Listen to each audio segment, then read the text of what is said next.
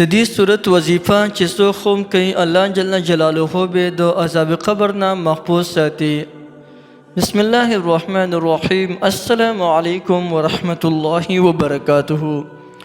زما وروڼو او خویندو وظایف مونږ ډېر کړي دي، د هر حاجت دپاره م کړي دي، د هر قسم مشکلاتو دپاره م کړي دي، لیکن یو ډېر مشکل وخت په مونږ او په تاسو باندې را روان دی چې هغه مشکل وخت ته د قبر مشکل ژوند وایي.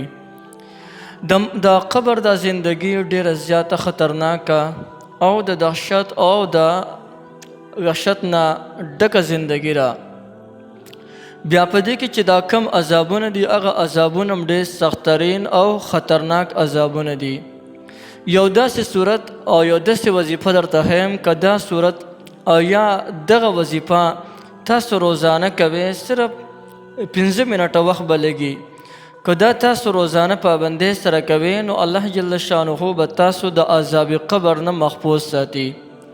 جناب رسول الله صلی الله علیه وسلم مبارک فرمایي ما هر قسم مناظر هر قسم منظرونه مې لیدلی دي، لیکن د قبر رنګه سخت خطرناک د دهشت او د وحشت والا او د یری خطرناک منظر مې چېرته نه ایسې کړی.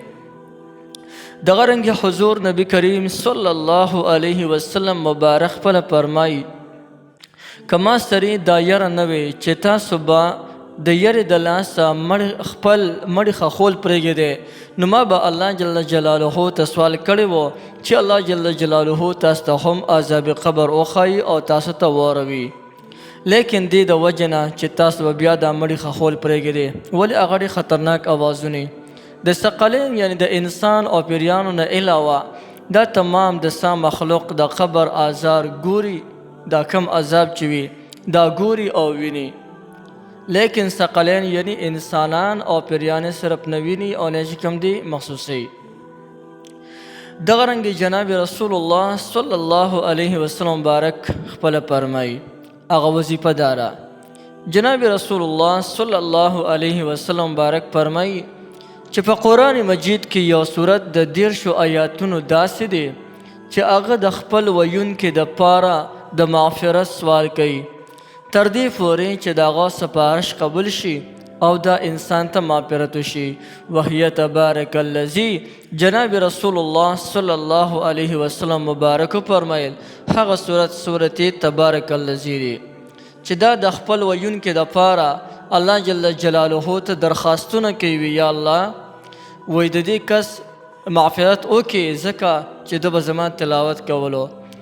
حضرت شیخ الحدیث مولانا زکریا رحمه الله هغوی په خپل کتاب کې یو واقعه ذکر کړې ده چې یو کس ډېر سخت بدعمله و، څه داسې خاص د نیکۍ کارونه نو کړی، لیکن په هغه کې یو کار موجود و چې هله به سملاسته چې تر څو پورې به حامیم سجده دغه صورت او تبارک الذی دا صورت لستلی نه و، دا به ده روزانه لستل حامیم سجده او تبارک الذی.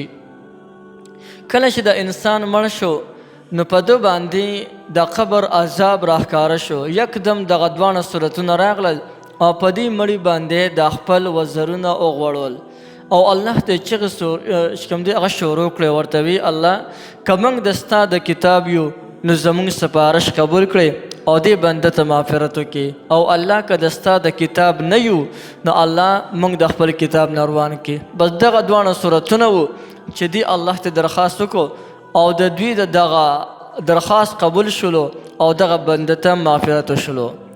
د دې د سورة الملک یعنی د تبارک الذی وظیفې د کولو طریقه دا ده چې د ماسخوتن د مانځه نه پس روزانه دا صورت تلاوت کوئ، سورة تبارک الذی.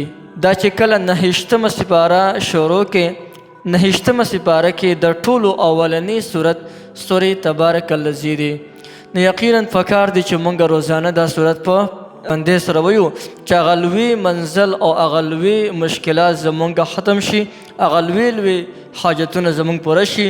هغه په څه پوره کېږي؟ یا به نیک اعمال کو، بل دا صورت به مونږ انشاءالله په بندې سره ویو.